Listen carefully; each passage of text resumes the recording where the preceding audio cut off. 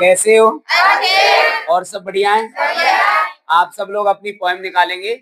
आज हम पोएम पढ़ेंगे, पोएम नंबर 9 और poem number 10, the tale of custard the dragon. और 10वें नंबर की कौन सी है? For Anne Gregory.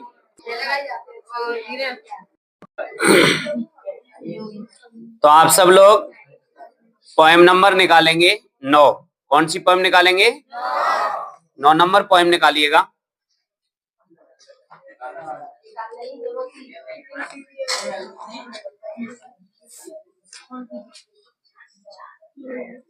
देखिए 9वीं पोएम है the tale of custard the dragon. बोलो पोएम का नाम क्या है? The tale of custard the dragon.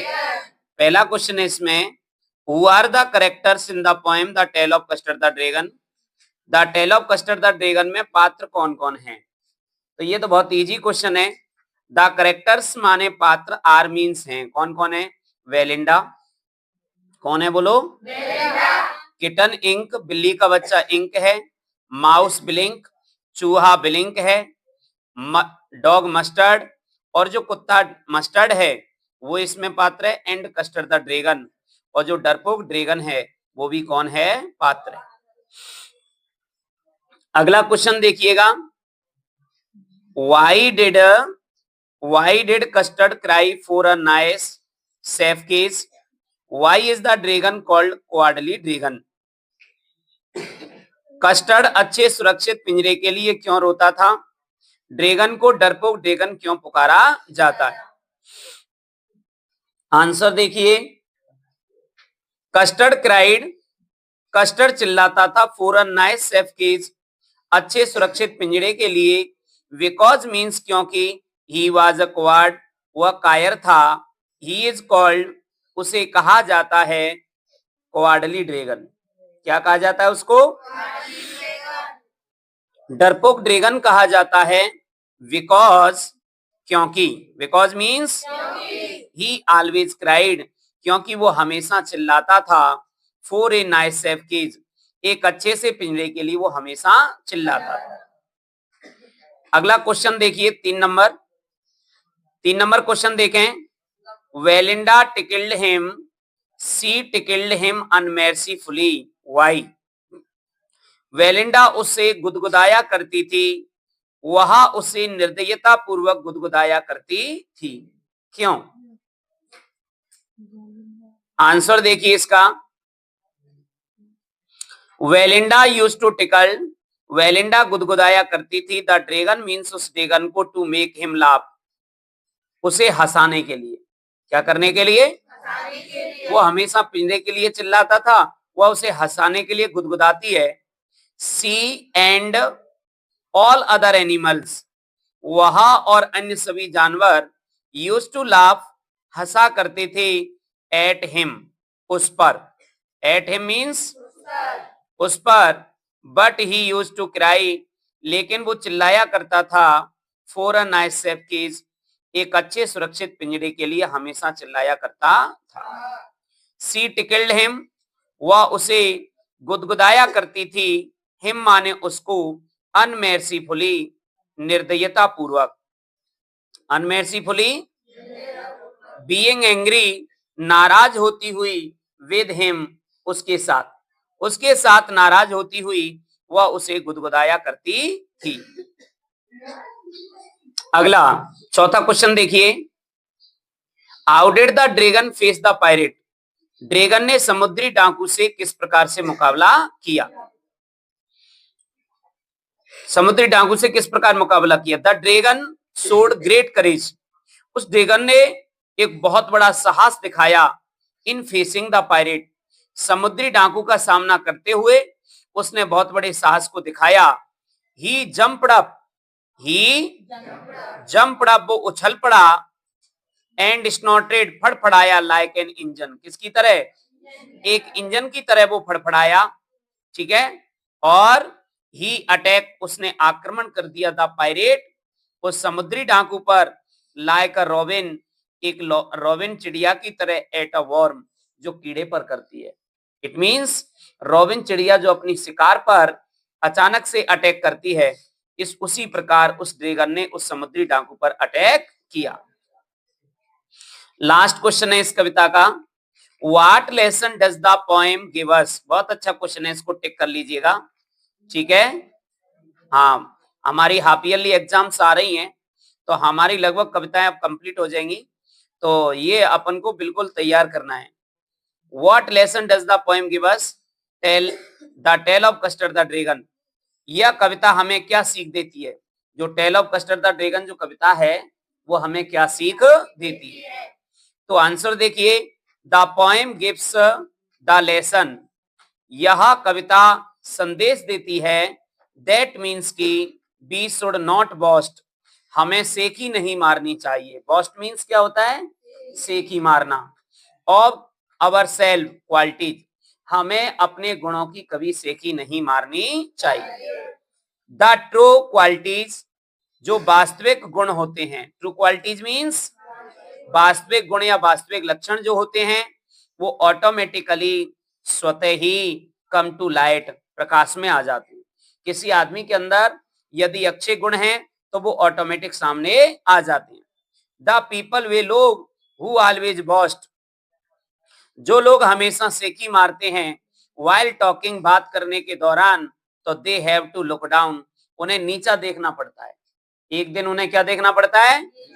इसलिए हमें कभी सेकी नहीं मारनी चाहिए। ये आपका 5वां क्वेश्चन काफी सिलेक्टिव है। कविता का मूल भाव आ जाए, जैसे what is the central idea of the poem, कविता का मूल भाव क्या है? What is the theme of the poem, कविता की मुख्य विषय वस्तु क्या है? या what is the message of the poem, कविता का संदेश क्या है? तो आप इसी को लिखेंगे, ठीक है। ये 5 क्वेश्चन कंप्लीट। अब लास्ट पोएम है फॉर एनी ग्रेगरी। बोलो 10वीं कविता कौन सी है? For Anne Gregory. इसके 4 क्वेश्चन से अपन देखते हैं, सुनिए। What does the young man mean by great Honey coloured या रैम्पार्ट एट योर ईयर। नवयुवक का ग्रेट हनी कलर्ड या रैम्पार्ट एट योर ईयर से क्या तात्पर्य है?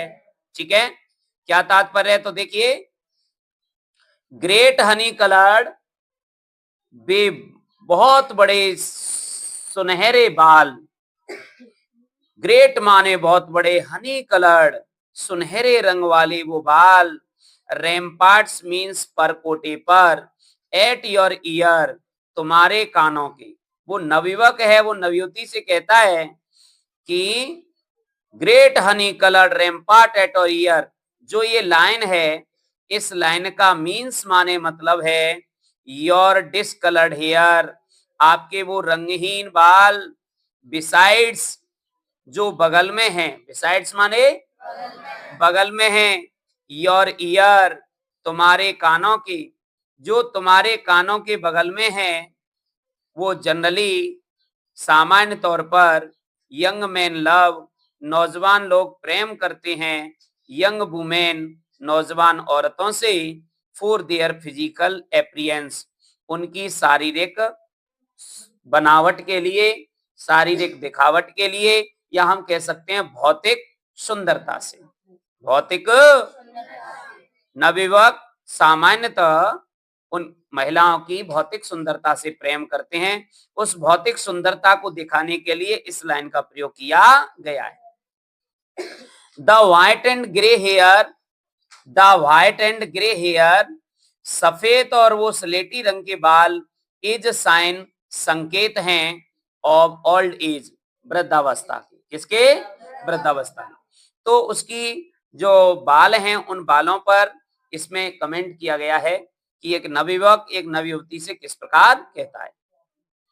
अगला क्वेश्चन है, what is the central idea of the poem for Anne Gregory. For Anne Gregory जो कविता है, उसका मूल भाव क्या है? देखो, इस कविता का मैसेज समझो कि the central idea of the poem, कविता का मूल भाव, the central idea of the poem, कविता का मूल भाव, इज दैट, यह है कि वी शुड नॉट लव, हमें प्रेम नहीं करना चाहिए, फिजिकली ब्यूटी, भौतिक सुंदरता से। फिजिकली ब्यूटी या शारीरिक सुंदरता से हमें प्रेम नहीं करना चाहिए, एंड एप्रियंस, और दिखावट से। जो भौतिक सुंदरता और भौतिक दिखावट है उससे हमें प्रेम नहीं करना चाहिए, क्योंकि it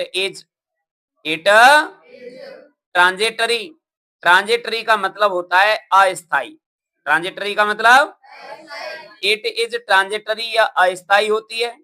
so we should love, इसलिए हमें प्रेम करना चाहिए ऑल ह्यूमन बीइंग्स, सभी मानव जातियों से, विदाउट एनी डिस्क्रिमिनेशन, बिना किसी भेदभाव के।